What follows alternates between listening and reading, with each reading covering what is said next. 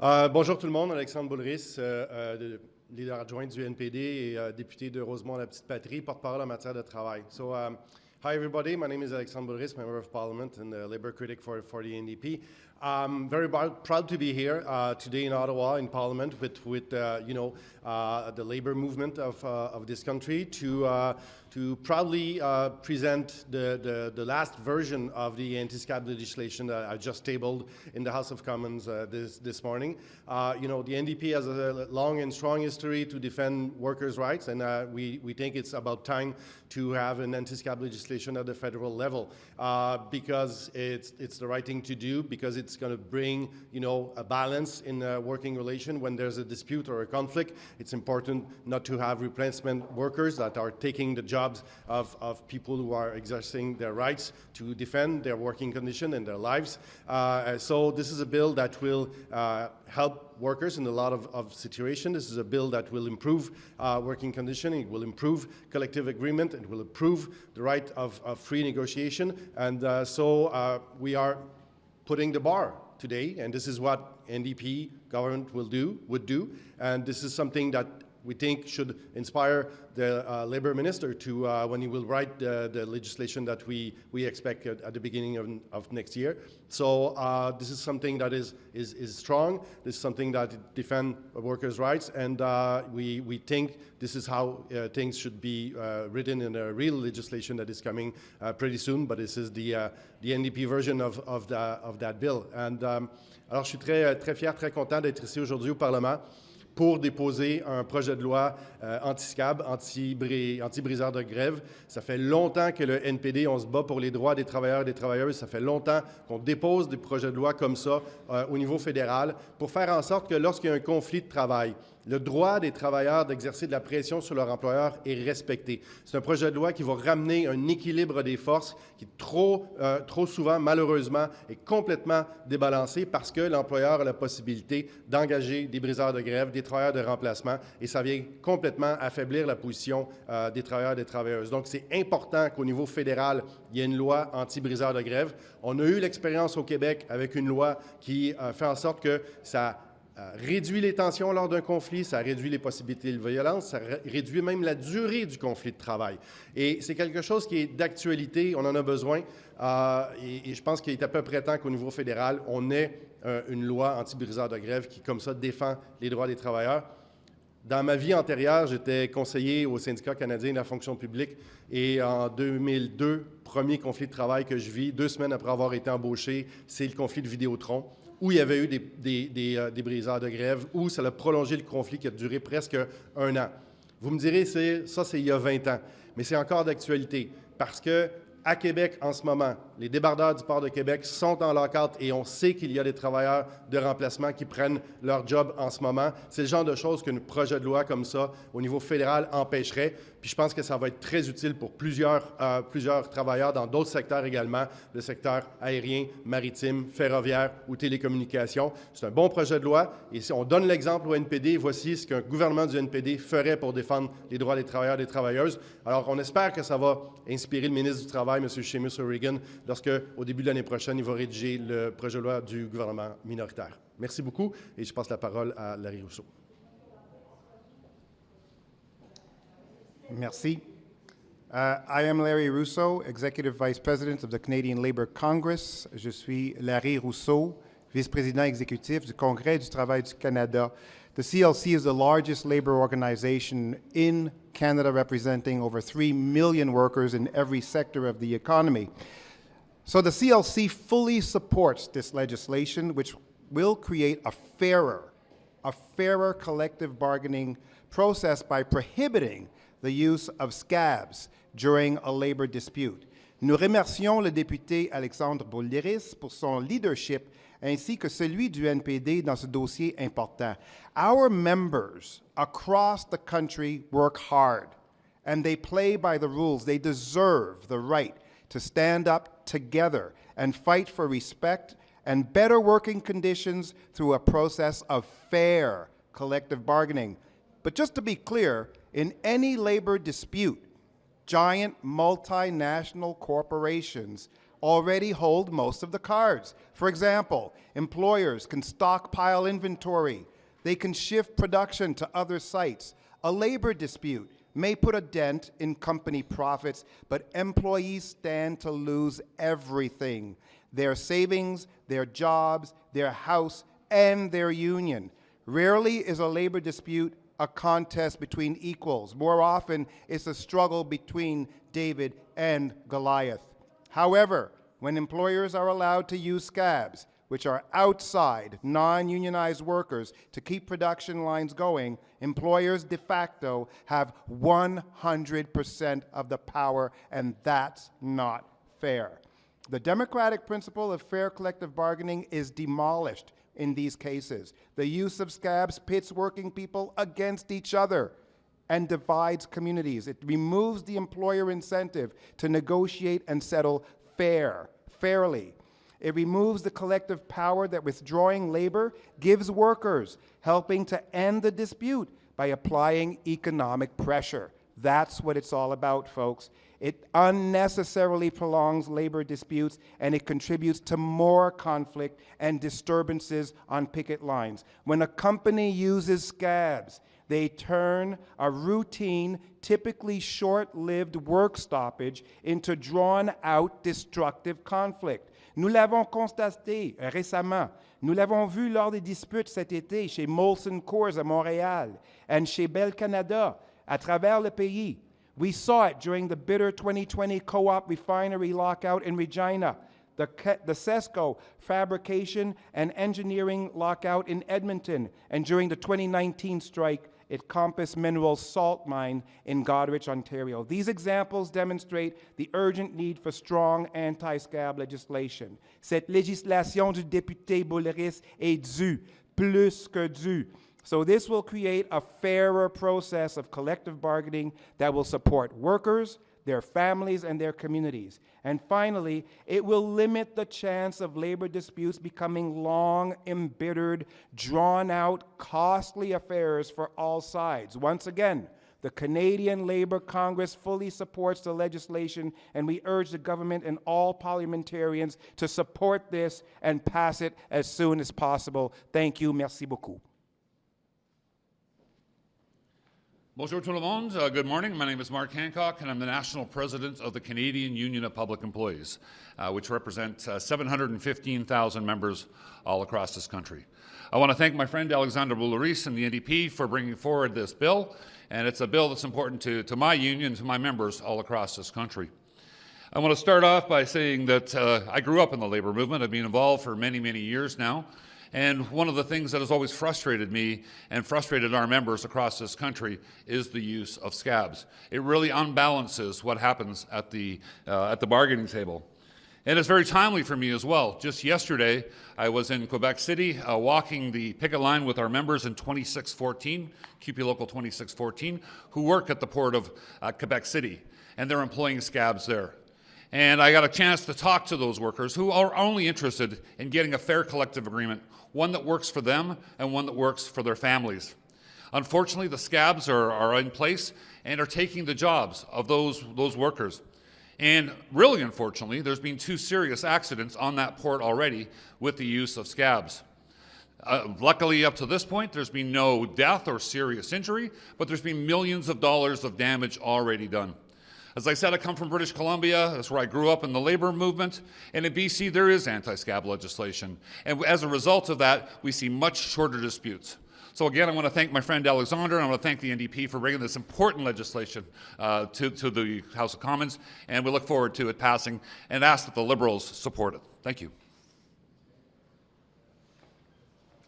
Thanks, Mark.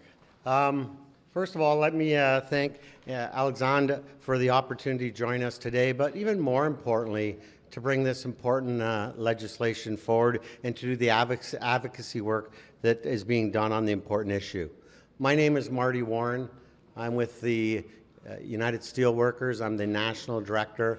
We represent about 225,000 members across Canada and approximately 20-some thousand in the federal sector, regulated sector.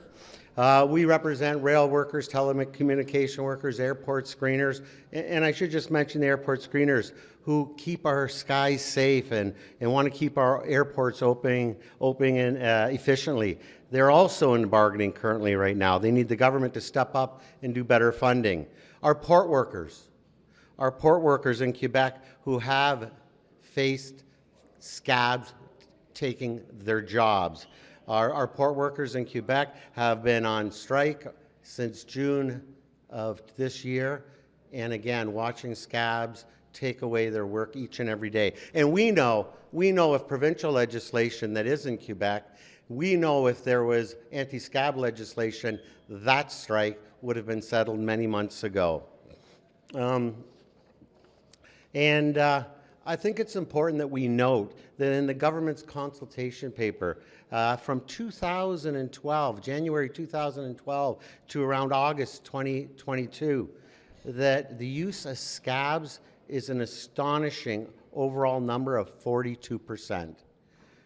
42% of lockouts or strikes, employers are using scabs at some level to take away fair collective bargaining. So that's nearly half. It's divisive, it's anti-democratic, and it has to stop. For years, our union has advocated federally and provincial legislation where scab workers are banned. We've seen a reduction in days lost to strikes and lockouts and the increase of workplace stability. It leads to better living standards for workers, also for the employers, and most importantly, for good labor relations in our community and our economy. So we are happy to be here today with the New Democrats and working on anti-scab legislation, and we're thrilled that through the confidence and supply agreement, it was included to protect workers.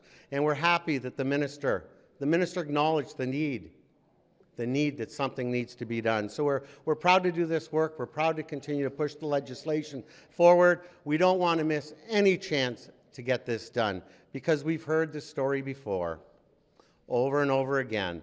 All the parties have said good words about supporting workers, and over again, the Liberals and Conservatives have voted against anti-scab legislation. We're hopeful this time is different. There's no need to wait another year, another month. Let's get this law passed. We're calling on all members of Parliament to get this done. Thank you. Hi, my name is Dave Chartrand. I'm the General Vice President of the International Association of Machinists and Aerospace Workers. We represent a lot of people across the country. A lot of our members are in the federal sector. We're the largest union in the air transportation sector in North America. And as you will understand, we represent all these workers that work in the air transportation industry are under federal regulation. I want to thank Alexandre Boulerice, the NDP. We continue to work with the NDP and Alexandre Boulerice on anti-scab legislation. We have done so in the past. This is not the first time, but what's encouraging this time is through the supply and confidence agreement. We've got an open mind, and we've got parties who are talking about crossing party lines and working together in the interest and in the benefit of all Canadians. And at a time where we've got a divided country, I think that it's incredibly important, and that's what Canadians need right now. So we feel that for far too long in the labor movement, the laws have been stacked against workers, whether it be through essential services, whether it be through legislating workers back to work. If you remember well, we represent the workers at Air Canada, and Air Canada was legislated back to work. If I can give you another example, in the postal workers were legislated back to work also. So that it defeats the purpose, to have legislation that permits us to strike, which is one of our fundamental rights, as workers, and that you turn around and that you permit replacement workers to go into the workplace and take their position, take their place, and do the job. It stacks everything in favor of an employer, and it's impossible to have, it undermines the collective bargaining process.